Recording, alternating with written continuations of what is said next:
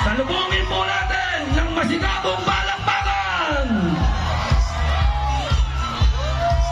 Pinipilaban Street! Pinipilaban Street! Rate of poverty in the Philippines is at its highest in 21 years. Allahu Akbar! Allahu Akbar! Huwag ka munang uulan! Ya Allah, huwag mo munang paulanin! Please, Ya Allah! Ya Rahman, Ya Rahim! Huwag mo munang paulanin! Sa social media ang video ito ng pamamagitan sa mga Instead of going to school, they spend their days scavenging to earn money. Trabaho ang suspect at gumagamit pa umano ng droga. Good luck sa atin lahat. Sa halip na tutukan ang kumakalam na sikmura ng mga Pilipino, krimen, droga at korupsyon, mas inuna ang sariling interes at kasakiman sa kapangyarihan. Itinapon palabas ng bansa ang nag-iisang Pangulo na siyang tunay na nagmahal sa bayan. Mula nung si Tatay Digong ang naging Pangulo, tumahimik yung Olympic. Nagkaroon ako ng Facebook. Yung anak ko, kumbaga hindi sila delikado sa dasan. Sobrang happy ako dahil nung umupo si PRRD, kahit sabihin natin maraming tumutugis, maraming tumutugis sa kanyang war on drugs. Pero majority po sa atin ng mga Pilipino, pwera na lang doon sa mga drug lords, mga drug user, mga ano yun ang ayaw eh. Pero kami, lalo kami mga OFW, lalo naman namin ang safety sa aming pamilya.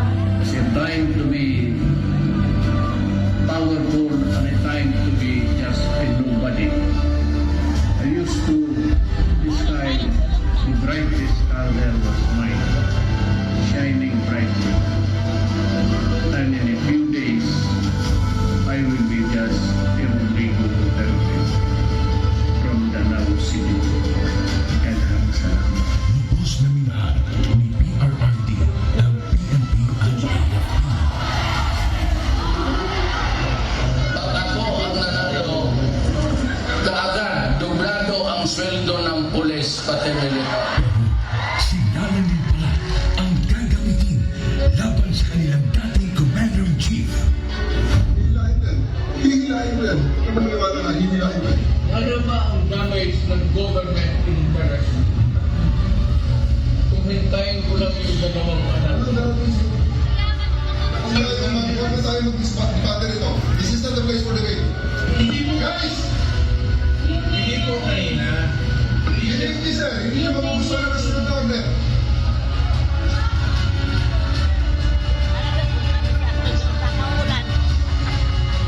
Napilitan sa serbisyo ang iba dahil sa order na isang bagang na namumuno sa kanila.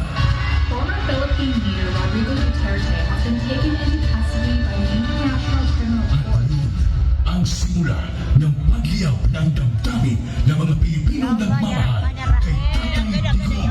Ya Allah, Allahu Akbar! Ipa-ipang.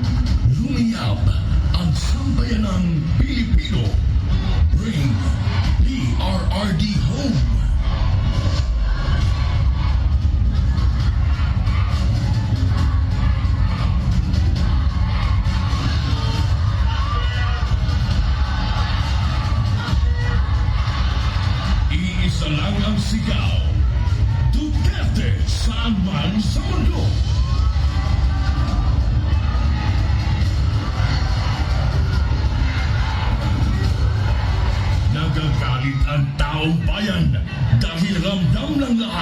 na walang nagawa ang administrasyong ito. Bayan ang asikasuhin, hindi sariling mithiin.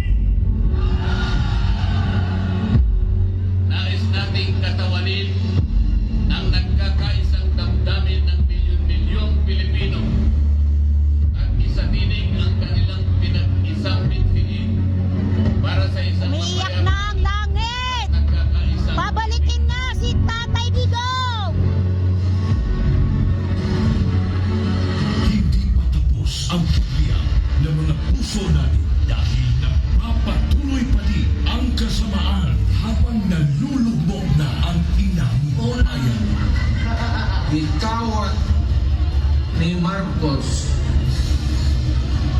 ang atong gold reserves. Ni Kadire! ng oral arguments sa 89.9 billion peso transfer ng pondo ng Philippine Health Insurance Corporation sa National Treasury. Muling binusisi ng mga maestrado ang paggamit ng ahensya sa pera mula sa mga kontribusyon ng mga miyembro nito. Aminado ang DOLE at DSWD na walang listahan para sa mga beneficiary ng ayuda sa kapos ang kita program o AKAP. Sa tuloy na sila ang nagagamit na sa politika ang AKAP. Hindi lang pala 7-7, meron pang 30-30-30. Yung 30-30 naman, kung ikaw ang host ng sorting, you get 30 million, 90 million lahat yan. 30 million AX or ATA, 30 million na BAIT, and 30 million na UPAT.